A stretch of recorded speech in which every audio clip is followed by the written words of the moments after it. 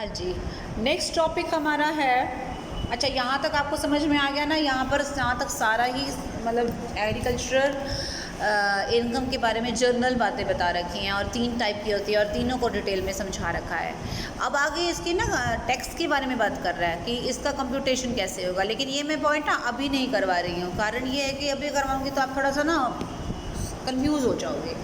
मैं चाहती हूँ कि एक बार हम वहाँ पर पहुँच जाएं टैक्स वाली जगह पर, तब जाकर मैं आपको इसको अच्छे से समझाना चाहती हूँ। अभी समझाने का इसको कोई फ़ायदा नहीं होगा, इसलिए इसको हम पॉइंट को अभी स्किप करेंगे। ओके, नेक्स्ट पेज पे आ जाएंगे।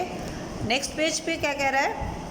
नेक्स्ट पेज पे है non agricultural income from land. अभी तक तो हमने एग्रीकल्चरल इनकम की गिरागरी गई कि कौन सी एग्रीकल्चरल इनकम होती है।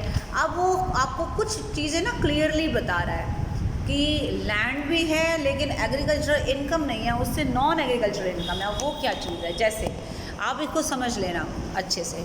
जैसे इनकम फ्रॉम मार्केट, आपने देखा होगा मार्केट लगी, मान लीजिए किसी ने अपने खेत में खेती करने की बजाय या उसको मतलब ना तो खुद खेती कर रहा है ना किसी ऐसे पर्सन को दे रहा है जो खेती करेगा, उसने ना मार्केट लगाने के लिए किराए पे दे रखे। जैसे लोग सब्जी की मार्केट लगाते हैं या कोई और चीज़ की मार्केट लग जाती है वहाँ पे, आपने देखा होगा फड़ी मार्केट टाइप होती है, या जैसे जो लोग बैठे होते हैं, ठीक है। तो इनकम फ्रॉम मार्केट का मतलब होता है मार्केट के लिए, अगर आप मार्केट लगाने के लिए अगर आपने जो एक टेम्प्रेरी मार्केट होती है लगाने के लिए, अगर आपने अपनी लैंड को, बेशक वो एग्रीकल्चरल लैंड ही क्यों ना हो, अगर आपने उसको किराए पर दे रखा है तो उससे जो इनकम आएगी वो हमारी एग्रीकल्चर कैसे कहलाएगी? नहीं ना, क्योंकि उस पर ना तो कोई बीज बोए, ना कोई पानी दिया, ना कोई प्लांटेशन हुआ, ना कोई क्रॉप्स हुई, तो एग्रीकल्चर इनकम नहीं है वो। बेशक वहाँ सब्जी भी की है, उससे कोई फ़र्क नहीं पड़ता। दूसरा, इनकम फ्रॉम स्टोन करेज, आपने देखा होगा ईंटें बनाने के भट्टे होते हैं, तो वो ईंटें बनती हैं जहाँ पर उस बनती तो मिट्टी से ही है, लेकिन फिर भी हम उसको एग्रीकल्चरल इनकम नहीं कहेंगे क्योंकि उसमें कोई एग्रीकल्चरल एक्टिविटी नहीं हुई। सिमिलरली माइनिंग रॉयल्टीज़, मान लीजिए मेरे खेत के अंदर जो है ना काफ़ी मिनरल्स की माइंस हैं, खाने हैं, और उसको मैंने किराए पे चढ़ा दिया है, तो उससे भी जो इनकम आएगी वो मेरी एग्रीकल्चरल इनकम नहीं कहलाएगी। फिर उसके बाद आता है एग्रीकल्चरल प्रोड्यूस को स्टोर करने के लिए, सिर्फ आपने अपनी ज़मीन जो है किसी को किराए पे दे रखे है जो एग्रीकल्चरल प्रोड्यूस को स्टोर करता है, या आप खुद भी स्टोर करते हो। अगर आप खुद स्टोर करते हो तो फिर इनकम नहीं होगी, लेकिन अगर आप किराए पे देते हो तो इनकम होगी, लेकिन वो एग्रीकल्चरल इनकम नहीं कहलाएगी। उसके अलावा अगर आप पानी सप्लाई करते हो, किसके लिए? इरिगेशन पर्पज़ के लिए आप सप्लाई करते हैं, पानी बेच रहे हैं एक तरह से, ठीक है, वो नॉन एग्रीकल्चरल है, ठीक है।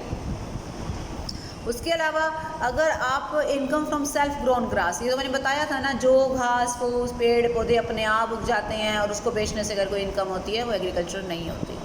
इनकम फ्रॉम फिशरीज़, अगर आपने अपने ज़मीन पर, उस ज़मीन के ऊपर अगर कोई मतलब ऐसे पॉन्ड्स वगैरह बना दिए हैं जिसमें आप मछलियाँ पालते हैं, तो वो भी हमारे एग्रीकल्चर इनकम नहीं है। Sale of the earth for brick making, वही ईंटें बनाने के लिए अगर आपने अपनी ज़मीन बेच दी है या मिट्टी बेचते हो, वो भी नहीं है आपका agriculture income.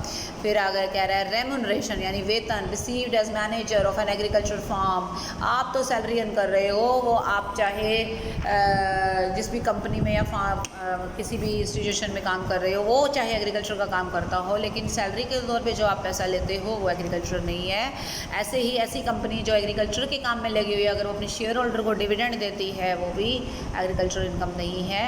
Income of the buyer of a ripe crop, ripe का मतलब होता है कि क्रॉप तैयार है और मैंने खड़ी क्रॉप खरीद के और उसको बाज़ार में बेचने के लिए ख़रीद लिया है, वो भी इनकम मेरी एग्रीकल्चर नहीं है। इनकम फ्रॉम डेयरी फार्मिंग, मैंने मान लो वहाँ पे एक भैंसों की, गायों की डेयरी खोल दी है दूध बेचने के लिए। पोल्ट्री फार्म यानी मुर्गी पालन वगैरह का काम किया है, वो भी नहीं है। इनकम फ्रॉम इंटरेस्ट, ये वाला पॉइंट ज़रा ध्यान से देखना। इनकम फ्रॉम इंटरेस्ट, इंटरेस्ट से आए, ऑन एरियर मतलब बकाया, ऑफ रेंट मतलब किराया, ऑफ एग्रीकल्चरल लैंड, ठीक है। अब देखो, मैंने अपनी एग्रीकल्चरल लैंड किसी को किराए पर चढ़ा दी, ठीक है, और वो उसके ऊपर एग्रीकल्चर पर्पज़ के लिए इस्तेमाल करता है, वो जो किराया मेरे पास आएगा वो मेरा एग्रीकल्चर इनकम है ना, क्योंकि पॉइंट नंबर 1 था। लेकिन अगर उसने मुझे किराया टाइम पे नहीं दिया, बकाया हो गया, और बकाया के बाद उसके ऊपर मैंने इंटरेस्ट लगा दिया। Now this is my income from interest, but this is non agricultural because this is an indirect income. यहाँ तक रेंट ऑफ एग्रीकल्चरल लैंड तो था मेरा क्या एग्रीकल्चरल, लेकिन जैसे ही उसका एरियर हुआ और एरियर का इंटरेस्ट आया वो मेरा एग्रीकल्चरल इनकम नहीं कहलाएगा। ठीक है, तो एक इलस्ट्रेशन कर लेते हैं बच्चों।